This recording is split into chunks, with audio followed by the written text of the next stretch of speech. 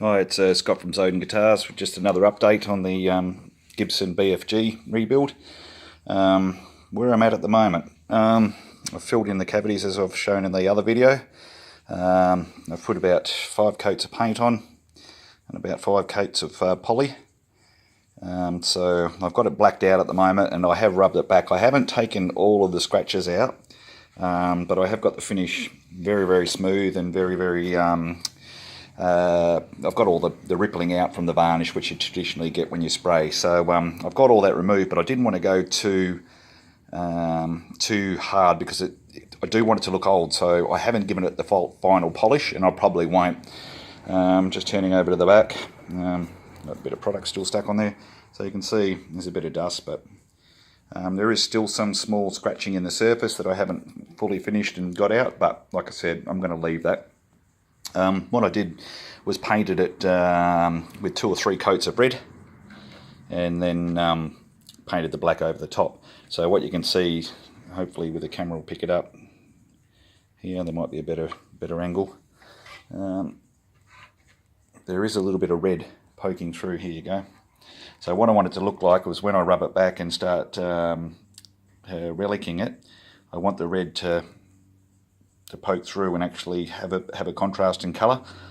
So yeah, that's where I'm going next. So now that the finish is really quite nice, I'm going to rub it back and start destroying it. So it's taken me a little while to build up the energy to start rubbing it all back now, because I have got it looking pretty nice, but yeah, it's time to keep moving on it. So yeah, just a quick update. It has come up quite nice. Yeah, a lot of work has gone into it, a lot of coats of paint. There you go, there's a bit of the red poking through there. It did, when I was doing one of the coats of black, it did kind of come through when I was rubbing the black back, just to get it nice and smooth. But because I knew I was going to be taking off these areas anyway, I left a bit of the red there and just sprayed the varnish over the top. So what I'm going to do now is basically rub a few of these sections back, bring the red through. There's another tiny little bit here. Now, of course I wouldn't have put red under it if I was going to do a black coating, but you can see a little bit of red there. So I'm going to take a few little sections out here and rub it back and bring it back to bare wood. So fretboard still hasn't got any markers in there. What I'm thinking of doing is actually putting some nails, just the nail heads in there.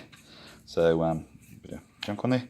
So it needs to be cleaned up and everything like that, but on the 12th, 15th, etc., I was thinking of putting maybe 2 nails in, just the heads. So haven't quite decided, haven't done the truss rod cover. I've left the headstock pretty much as it is. I've just put a coat of wipe on poly on that because I didn't want it to look too glossy.